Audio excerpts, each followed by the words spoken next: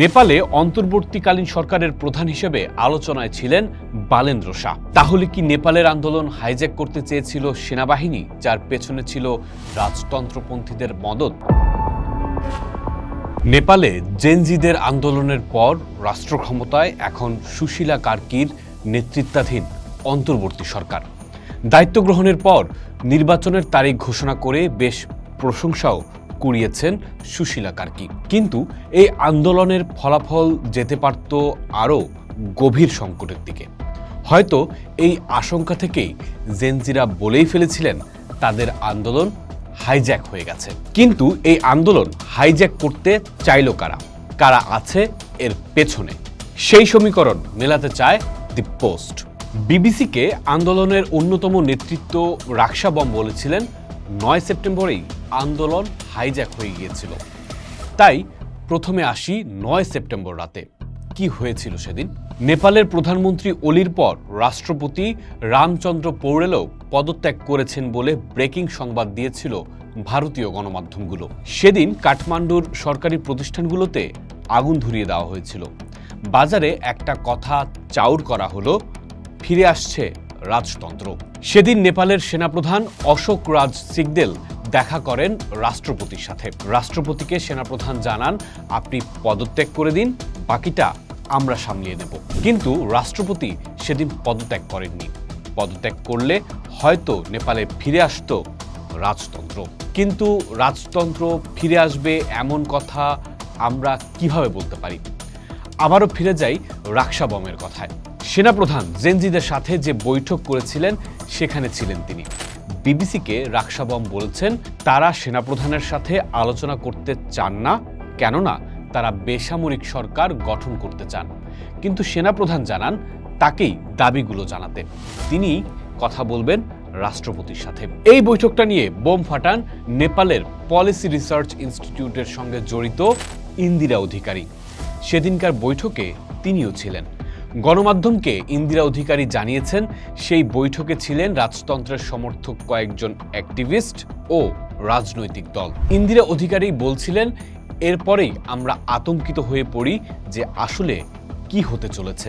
প্রশ্ন উঠেছে, জেনজিদের সাথে সেনাপ্রধানের বৈঠকে রাজতন্ত্রের পক্ষের শক্তিগুলো কেন ছিল? কেন সেনাপ্রধান রাষ্ট্রপতিকেও পদত্যাগ করতে বললেন?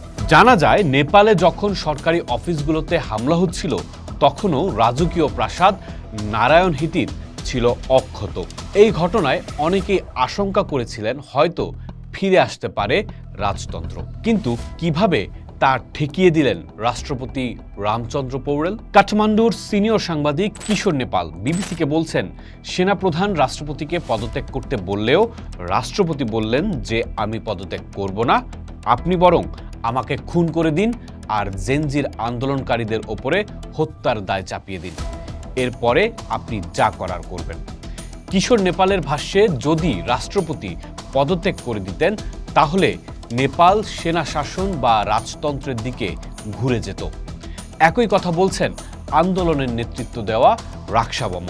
একই সাথে সেদিন সংবিধান অনুযায়ী সংসদও ভেঙে দেননি রাষ্ট্রপতি, যদিও সংসদ ভেঙে দিতে সেনাবাহিনী থেকেই চাপ ছিল। এমনকি তার সুশীলা কার্কিকে প্রধানমন্ত্রী বানানোটাও ছিল রাজতন্ত্রের সমর্থকদের কাছে একটা বড় ধাক্কা। নেপালে অন্তর্বর্তীকালীন সরকারের প্রধান হিসেবে আলোচনায় ছিলেন বালেন্দ্র শাহ। তিনিও চেয়েছিলেন রাষ্ট্রপতিকে উপেক্ষা করে সেনাবাহিনীকে সামনে আনতে, যদিও বেসামরিক সরকার গঠনের দায়িত্ব ছিল রাষ্ট্রপতির। সেখানে তাকে উপেক্ষা করতে চাওয়ার রাজনীতিটা কি, যেখানে সেনাপ্রধান নিজেই জেনজিদের সাথে বৈঠকে রাজতন্ত্রের সমর্থকদের নিজের পাশে রেখেছিলেন? রাজনীতি বিশ্লেষক সি কে লাল বিবিসিকে বলছেন, আসলে বালেন্দ্র শাহ একটা মুখোশ, যার নিয়ন্ত্রকরা দেশের ভেতরে বাইরে দুই জায়গাতেই আছে। তিনি বলছেন, প্রবল চাপ থাকা সত্ত্বেও রাষ্ট্রপতির সংসদ ভেঙে না দেওয়া মূলত নেপালকে গণতন্ত্রের পথেই রেখেছে, ফলে ভেস্তে গেছে সেনাবাহিনীর পরিকল্পনা। নেপালের পরিস্থিতির দিকে গভীর মনোযোগ নরেন্দ্র মোদীরও।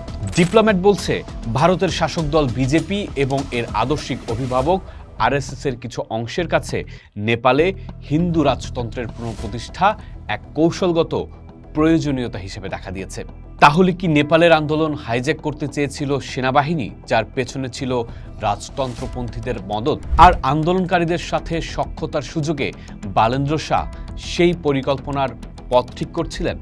সেরকম অকাট্য প্রমাণ সামনে না থাকলেও ইঙ্গিতটা কিন্তু সেদিকেই যাচ্ছে। পোস্ট দেখুন, ভাবুন, করুন, থাকুন পোস্টের সাথে।